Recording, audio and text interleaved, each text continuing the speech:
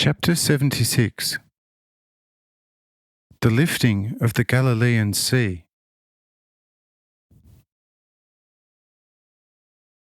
On hearing such chant, she says enraptured, "Here it is hard to tell what is more beautiful and glorious, the word or the most brilliant thousandfold light, or the most beautiful forms of these numberless ethereal choristers.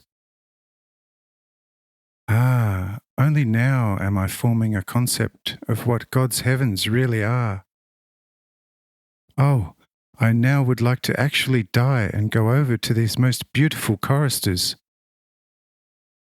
But if it please you, O Lord, then tell me what these glorious singers actually are. Are they what they actually seem to be? Or are they new beings created by you for this moment?"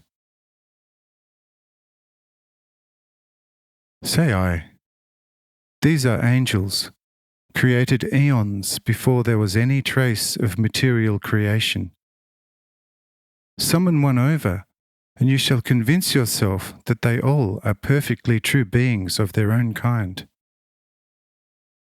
And I will add that, notwithstanding their light and ethereal appearance, each harbours such strength, power, and might that the smallest and feeblest of them could in one moment destroy the entire earth to the extent of not one dust particle remaining.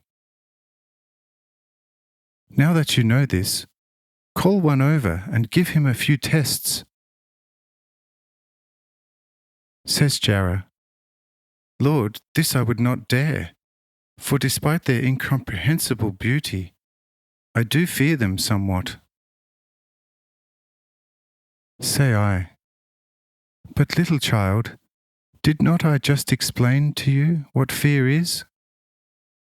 Behold, this you should not fear now, or I would have to think that your heart still harbours some worldliness. Are you not with the Lord, before whom all these beings are bending their knees? Whence your fear then?"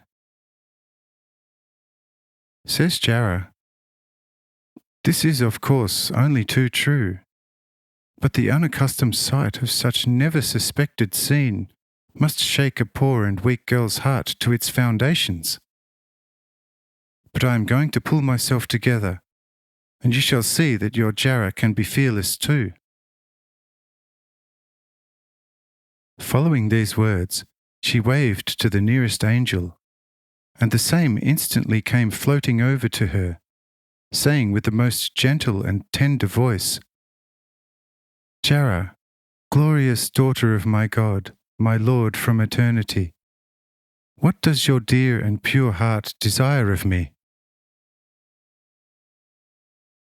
Says Jara, somewhat stunned by the glitter and majesty of the heavenly messenger, Yes, quite so. The Lord whom you see here tells me that each one of you is so wondrously mighty, and I would like to convince myself of it through a test. But what kind of test should I put to you? For I only know what I heard from the Lord Jesus these few days."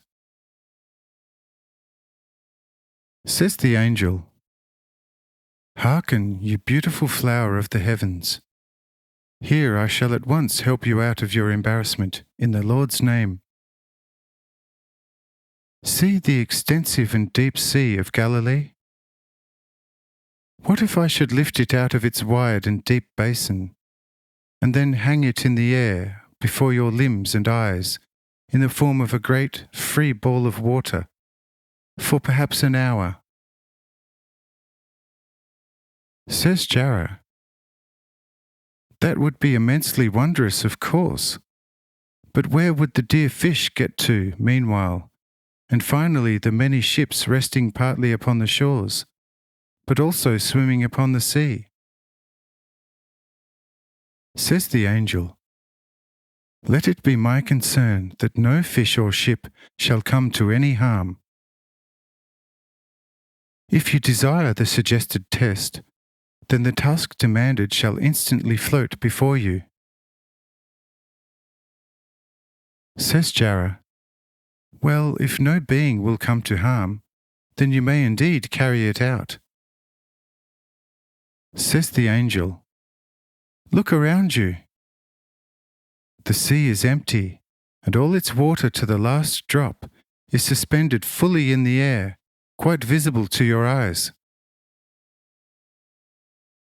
Jara was about to look into the depth, but with her brow at once came to touch the cold and wet wall suspended right next to the cliff face, and having a diameter of nearly 4,000 fathoms, approximately 8,000 meters, the translator.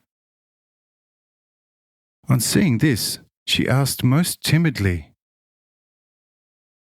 "But how in the Lord's name was this possible in hardly a thinkable moment? And is the sea really completely free of water?" Says the angel, "Jara, come with me and convince yourself." Says Jara, "How is this going to be possible?" Says the angel, "If it was possible to lift the heavy mass of water up in a moment, then it should also be possible for me to bring you to the deepest bottom of the sea in a most rapid moment, and then back just as quickly. But you need to be willing, otherwise I can do nothing, for we respect a spark of man's free will more than all the God-given strength and might. Hence you need first to desire it, and I shall act accordingly." Says Jara, "Well then, convince me."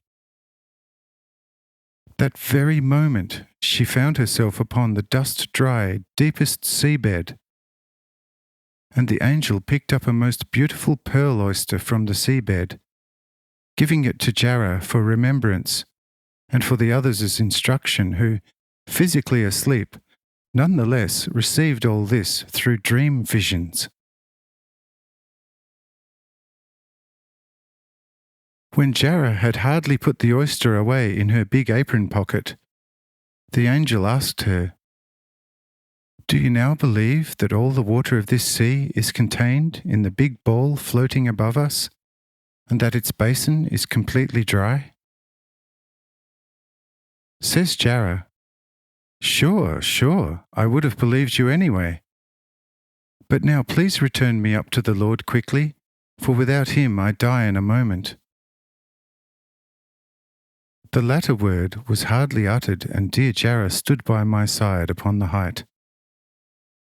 And I asked her how she liked it and what she thought of it. Says Jara, "I know only too well that all things are possible to you. But how through your will such power can reside also in the angels will be an enigma even to the angel, let alone me telling you a reason. It is fully wondrous to the highest degree, yet I cannot comprehend it." Say I, "There you answered quite rightly, but you shall with time also in your heart discover how such things are possible to God. But how do you like the angel?"